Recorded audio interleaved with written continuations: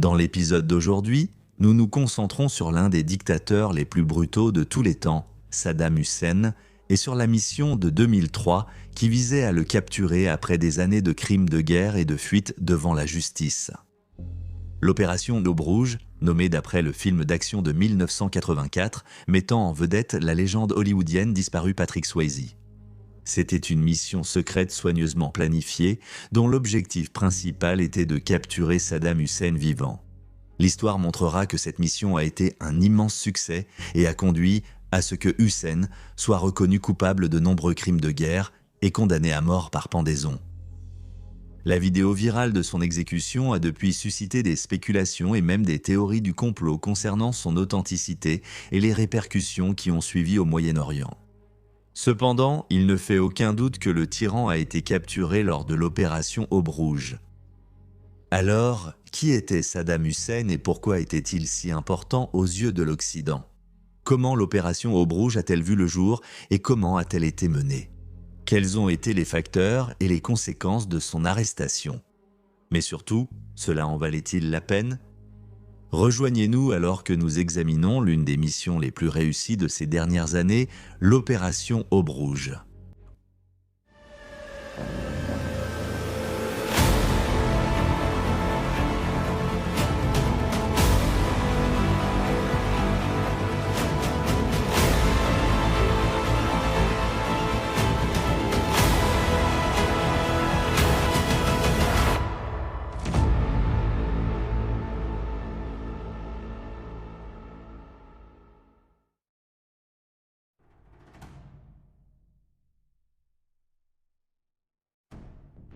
Saddam Hussein est né le 28 avril 1937 à Al-Aoudja, un petit village situé à environ 13 km au sud de Tikrit, sur la rive ouest du Tigre. Ayant grandi dans la région et s'étant fortement impliqué en politique, Saddam Hussein a su imposer son caractère et prendre le contrôle du gouvernement après la démission du président Ahmed Hassan Bakir en 1979. Son règne tumultueux, violent et despotique a duré de 1979 jusqu'à son arrestation en 2003. Ses méthodes tyranniques, souvent mêlées de violence, d'agression et d'oppression, ont entraîné de nombreuses guerres coûteuses et infructueuses contre les pays voisins de l'Irak. Sa soif de pouvoir s'est rapidement étendue à la sphère politique et il a été nommé président du Conseil du commandement révolutionnaire ainsi que Premier ministre, entre autres. Il a créé une organisation spéciale de police secrète, s'assurant ainsi que sa position ne soit jamais contestée. Cette organisation allait ensuite réprimer et éliminer tous les moyens d'hostilité ou de résistance à son égard, et promouvoir une propagande qui glorifiait son statut et sa personne. L'objectif final de Saddam était de remplacer le pays voisin, l'Égypte, comme phare du monde arabe et de détenir l'autorité totale sur le golfe Persique. Il a tenté cela en envahissant les champs pétrolifères en Iran en septembre 1980, mais la croisade a rapidement tourné court et a été considérée comme un échec. En conséquence, Saddam a été contraint de minimiser sa mission prévue de développement économique en raison des coûts gaspillés en Iran. Un cessez-le-feu a finalement été conclu entre les deux pays en 1988 après des années d'hostilité et de combats dans la région. Mais cela n'a pas empêché le dictateur de continuer à renforcer ses forces armées en Irak. En août 1990, l'armée irakienne a envahi le Koweït voisin. Les plans de Hussein visant à utiliser les revenus pétroliers pour renforcer l'économie ont conduit à l'imposition d'un embargo commercial mondial sur l'Irak. La guerre du Golfe a commencé le 16 janvier 1991 et s'est terminée 6 semaines plus tard, lorsque la coalition militaire alliée a chassé l'armée irakienne du Koweït. Ce nouveau coup dur et cette conquête humiliante ont entraîné des rébellions en Irak, tant chez les chiites que chez les Kurdes, ce que Saddam ne pouvait pas se permettre. Ainsi, cela l'a forcé à écraser leur révolte par tous les moyens nécessaires. Il est rapporté que des milliers d'hommes, de femmes et d'enfants ont fui la région vers des centres de réfugiés, tandis que d'autres ont été rassemblés, torturés ou assassinés pour leur désobéissance. L'un des principaux éléments de l'accord de cessez-le-feu avec l'ONU signifiait que l'Irak de Hussein ne pouvait ni construire ni posséder d'armes biologiques, chimiques ou nucléaires. Cependant, l'ego de Saddam ne voulait pas se plier aux exigences et aux accords énoncés dans le contrat, et il a donc refusé de coopérer avec les inspecteurs des armements de l'organisation. Une frappe aérienne de 4 jours menée par les États-Unis et la Grande-Bretagne à la fin de 1998, appelée Opération Desert Fox, a été lancée dans le but de pousser Saddam à se soumettre. 2 nations occidentales ont publiquement annoncé vouloir renverser Saddam. Au milieu de telles menaces contre son régime, Saddam se préparait à remettre les rênes à l'un de ses fils, Uday ou Qusay, qui finirait par lui succéder au pouvoir. À l'instar d'Adolf Hitler et de Joseph Staline, Saddam Hussein était considéré par beaucoup comme un dirigeant fort dans son pays, malgré sa brutalité et son ignorance de la souffrance que subissait son peuple. La propagande et la rhétorique anti-occidentale, ainsi que sa poigne tyrannique sur la nation, faisaient que les civils étaient forcés de le soutenir, sous peine de conséquences pour le moins désastreuses. Puis vinrent les horreurs du 11 septembre, un jour qui restera tristement célèbre. À la suite des attentats de terroristes contre les tours du World Trade Center, Saddam Hussein et l'Irak sont devenus les principaux suspects d'avoir vendu des armes biologiques et chimiques à des groupes terroristes. Les responsables gouvernementaux des États-Unis ont affirmé que de telles armes étaient fabriquées, stockées et vendues dans la région et ont souligné la nécessité de mener un processus de désarmement. Bien que Saddam ait permis aux inspecteurs des armements de l'ONU d'effectuer leurs contrôles en Irak, en novembre 2002, il a finalement saboté leurs efforts à chaque occasion possible, ce qui a conduit à la fin de la diplomatie avec la Grande-Bretagne et les États-Unis. Les tensions étaient montées à leur paroxysme et ainsi, le 17 mars 2003, le président américain George W. Bush a exigé que Saddam Hussein démissionne de son poste et quitte le pays dans les 48 heures. Les agents pourraient alors rechercher des armes de destruction massive. Sinon, cela risquerait une guerre totale. Comme beaucoup s'y attendaient, le dictateur a refusé et donc les États-Unis, lui avec leurs alliés, notamment la Grande-Bretagne sous le gouvernement de Tony Blair, ont attaqué la région le 20 mars 2003. La guerre d'Irak a commencé avec des avions américains bombardant un complexe de bunkers où l'on pensait que Saddam Hussein menait ses affaires et préparait des plans de frappe de représailles. Bien que l'assaut n'ait pas tué Saddam Hussein, la confiance dans son leadership parmi la population irakienne avait considérablement diminué. Ceux qui avaient reçu l'ordre de se battre pour Saddam ont rapidement fait comprendre que c'était une bataille perdue d'avance. Le 9 avril, la capitale Bagdad a été occupée par le personnel militaire américain, forçant Saddam à se cacher.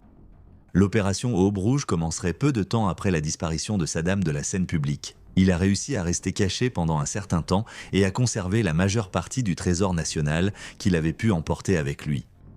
Ses fils, Uday et Qusay, seraient finalement retrouvés et tués dans la ville de Mossoul le 22 juillet avant que, finalement, Saddam Hussein ne soit capturé le 13 décembre.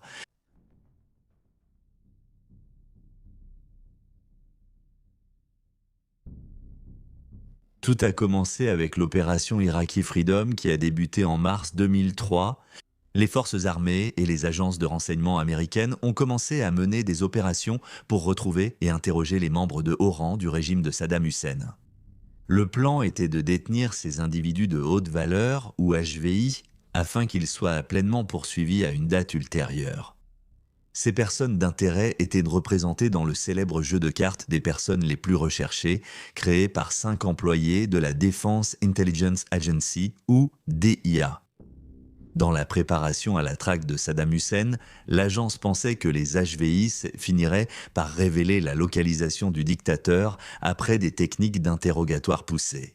Cependant, cette stratégie ne semblait pas fonctionner comme l'a admis le sergent-chef interrogateur de la DIA, Eric Maddox, en disant que miser sur le lien entre les anciens membres de l'élite du régime et Saddam Hussein n'était peut-être pas la bonne approche. Il a déclaré que la désintégration de l'État irakien à cette période aurait coïncidé avec la disparition de ses réseaux officiels. Les officiers du renseignement stratégique de l'armée américaine, Tom Pike et Nick Long, ainsi que l'officier d'acquisition de l'armée de l'air, Perry Alexander, affirment dans leur article de 2015 « Comprendre les nations, de nouvelles idées pour analyser les États étrangers » que, je cite, « à l'image d'un écosystème où les plantes et la faune forment un réseau complexe de relations, les individus sont l'incarnation de leurs interdépendances. » Fin de citation. Ainsi, il semblait très probable que Saddam Hussein se soit tourné vers des membres de sa famille ou des proches afin de l'aider dans ses efforts pour échapper à la capture et élaborer un plan pour conserver le pouvoir par tous les moyens nécessaires. Une autre opération militarisée a été organisée et dirigée par Eric Maddox de la 4e division d'infanterie ainsi que par l'officier du renseignement, le commandant Brian Reed de la 1e brigade de combat 4e division d'infanterie. La Task Force 121 a été chargée de capturer ou d'éliminer toutes les HVI mentionnées précédemment après la mission ayant abouti à la mort des fils de Saddam. Malheureusement, leurs tentatives n'ont donné que très peu de résultats au début. En revenant à la case départ, la Task Force a utilisé la théorie de la complexité afin de les aider à identifier de qui Saddam dépendait sur le plan social. En utilisant leurs propres connaissances, leurs connexions et le renseignement militaire, Reed et Maddox ont découvert, je cite, « Sur les 214 acteurs du réseau total, il n'y a que 23 acteurs ayant des liens directs avec Saddam Hussein. » Fin de citation. Ils pensaient que les liens étroits de sang ou de fraternité constituent un aspect fondamental de nombreuses organisations terroristes, criminelles et de gangs. Le suivi et la traque de certains individus ont conduit la force opérationnelle à concentrer son attention sur la ville natale de Saddam, Tikrit.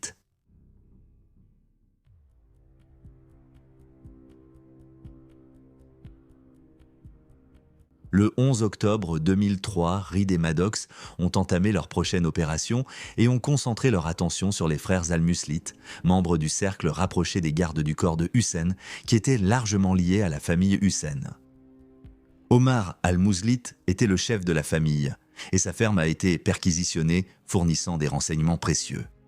Ibrahim al-Muslit était également considéré comme une personne de confiance au sein de la sécurité de Hussein, rapportant directement au dictateur.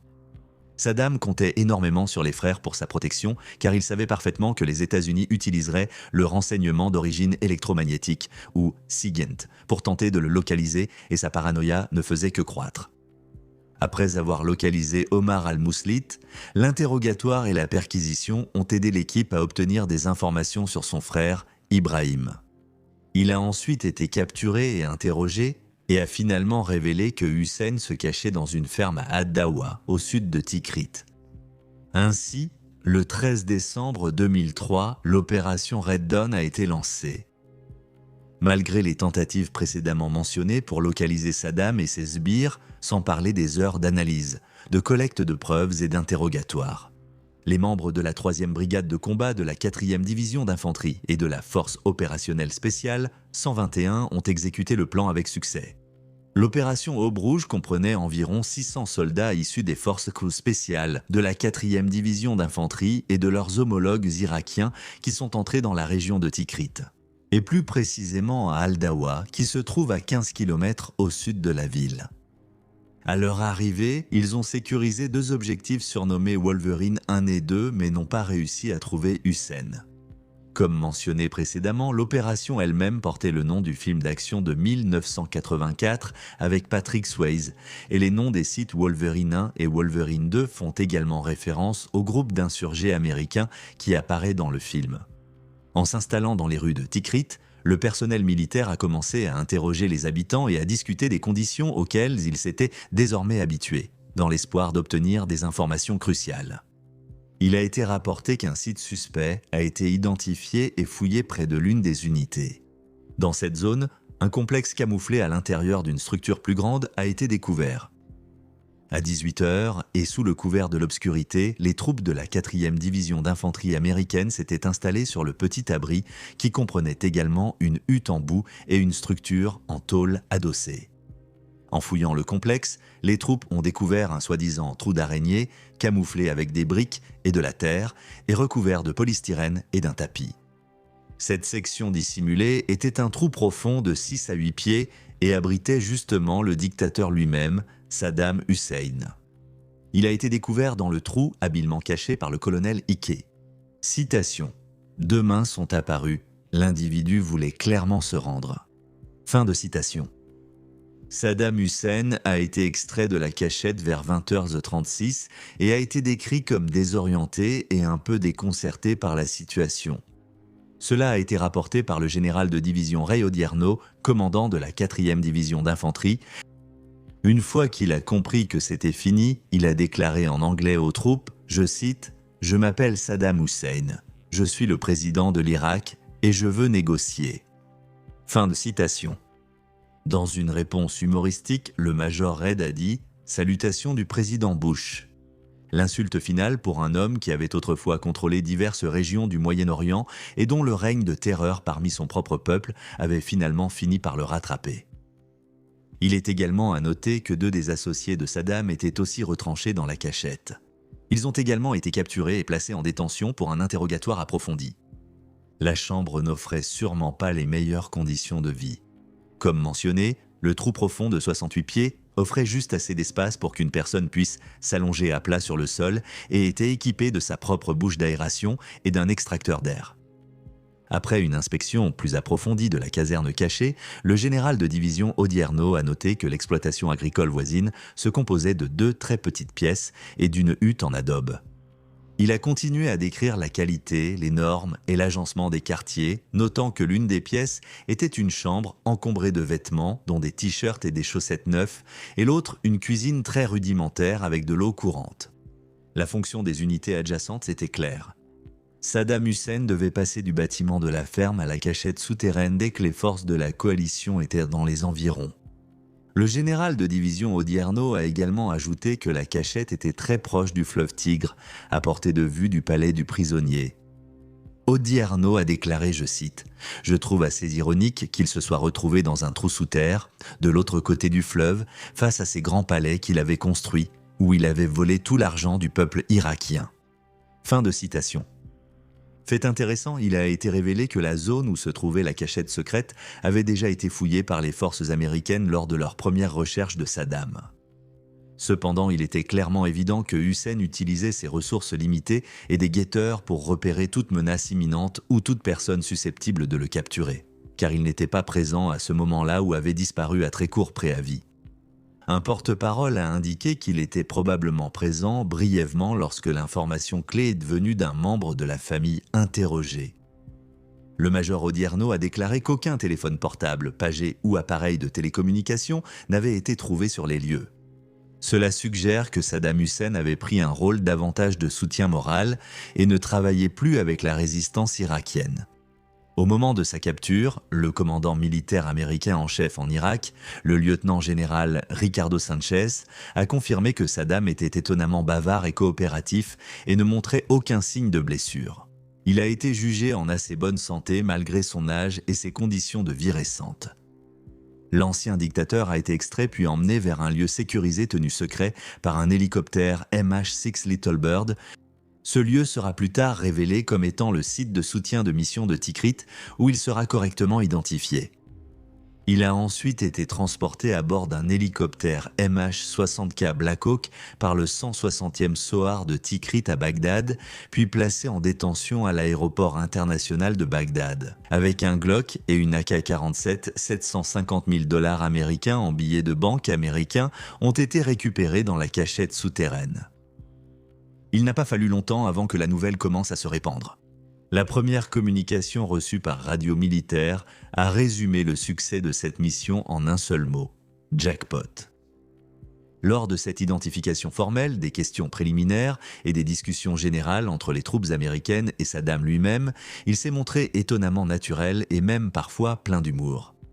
Après leur arrivée au complexe, certains soldats ont décrit leur trajet et que l'ancien tyran était étrangement bavard, voire même charmant. Quoi qu'il en soit, les États-Unis avaient mis la main sur l'homme qu'ils cherchaient. La procédure a été finalisée par un chirurgien stupéfait par son comportement et son calme. Comme il l'a dit au médecin, je cite, « Je voulais devenir médecin quand j'étais enfant, mais la politique avait trop d'emprise sur mon cœur. » Fin de citation. Le duo a poursuivi leur conversation pendant plus de 6 heures, montrant ainsi à quel point le dirigeant irakien pouvait être captivant et charismatique, et très probablement comment il a réussi à gravir les échelons pour devenir l'un des hommes les plus puissants du Moyen-Orient et même du monde. Dans les jours et les semaines qui ont suivi la chasse à l'homme et l'arrestation de Saddam Hussein, la zone d'opération de la 4e division d'infanterie dans la région du Tigre a connu sa première période de véritable calme, les attaques aux engins explosifs improvisés ayant diminué jusqu'à 39%. Tout semblait aller pour le mieux et ainsi l'opération Red Dawn fut considérée comme un succès monumental.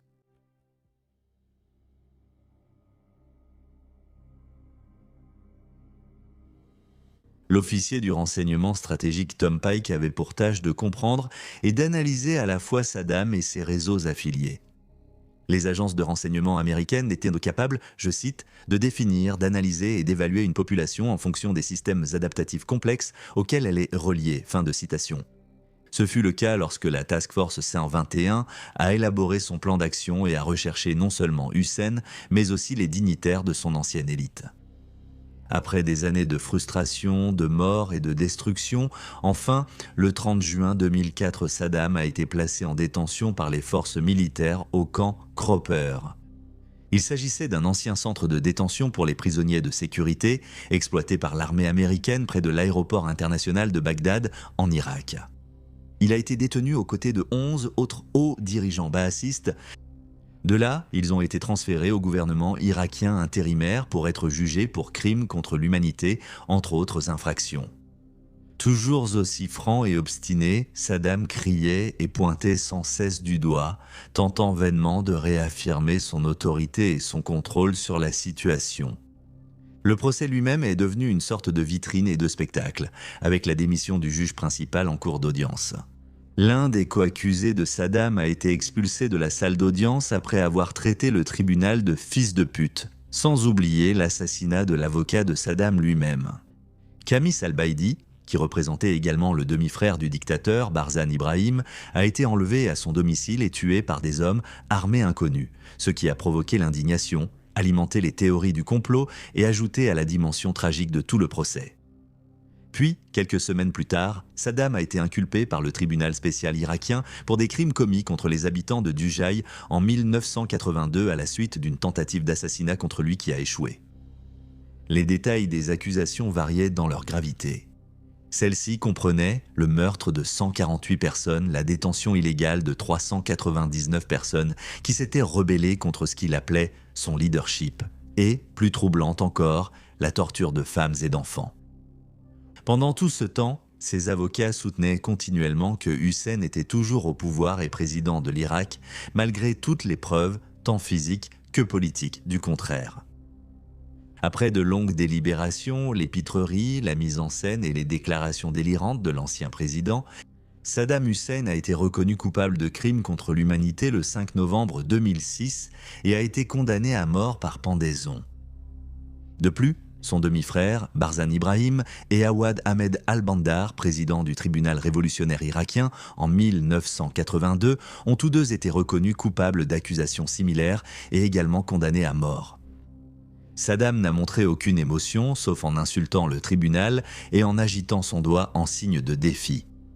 Le verdict et la sentence ont tous deux été contestés en appel, mais ont ensuite été confirmés par la Cour suprême d'appel d'Irak. La justice, et sans doute une certaine sérénité, ont finalement été rendus pour Saddam Hussein qui a été exécuté le premier jour de l'Aïd el-Adha, le 30 décembre 2006. Croyez-le ou non, même à la fin, l'ego de l'ancien dirigeant ne serait pas diminué. Alors qu'il a officiellement demandé à être exécuté par un peloton d'exécution, ce qu'il a soutenu être la méthode la plus appropriée en raison de son rôle de commandant en chef de l'armée irakienne. La demande a finalement été refusée et il a été pendu à Camp Justice, une base de l'armée irakienne dans le quartier Kadhimiya de Bagdad.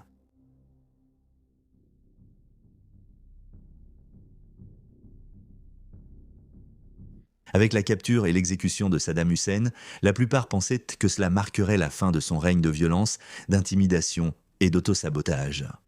Mais certaines preuves suggèrent que le dictateur n'y a jamais trouvé la mort.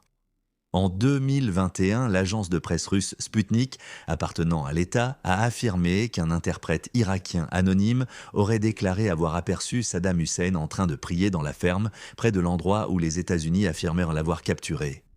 L'interprète a affirmé que toute la couverture médiatique était fausse et que l'histoire de l'opération Aube Rouge n'était qu'une fabrication, une propagande visant à galvaniser les Américains durant la guerre contre le terrorisme.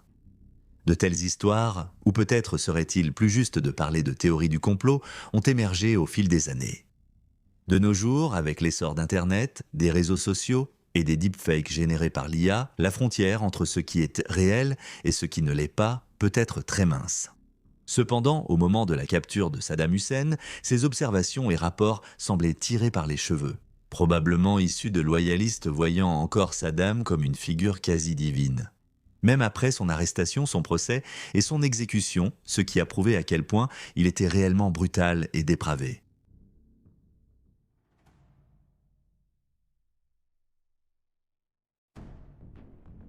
La chute de Saddam Hussein n'a pas marqué la fin de l'histoire. C'était le début d'une histoire bien plus complexe. Sa capture lors de l'opération Aube Rouge a refermé le chapitre d'une dictature brutale, mais elle a aussi ouvert un vide de pouvoir que l'Irak allait avoir du mal à combler pendant des décennies. Avec la poigne de fer du régime baassiste disparu, des tensions sectaires longtemps réprimées ont refait surface, et de nouvelles forces, tant internes qu'étrangères, se sont précipitées pour tenter d'influencer l'avenir fracturé du pays. Dans les années qui ont suivi, l'Irak est devenu un terrain fertile pour l'insurrection, la guerre civile et l'essor de mouvements extrémistes comme Daesh. Certains soutiennent que la chute de Saddam a ouvert la voie à la démocratie, tandis que d'autres affirment qu'elle a engendré une instabilité encore plus profonde. Il n'y a pas de réponse simple, mais l'opération Aube Rouge reste un rappel frappant que renverser un dictateur n'est pas la même chose que construire la paix. La victoire militaire, même lorsqu'elle est la plus précise et chirurgicale, est rarement le dernier mot. Ce n'est qu'un tournant, un moment qui résonne bien au-delà du champ de bataille.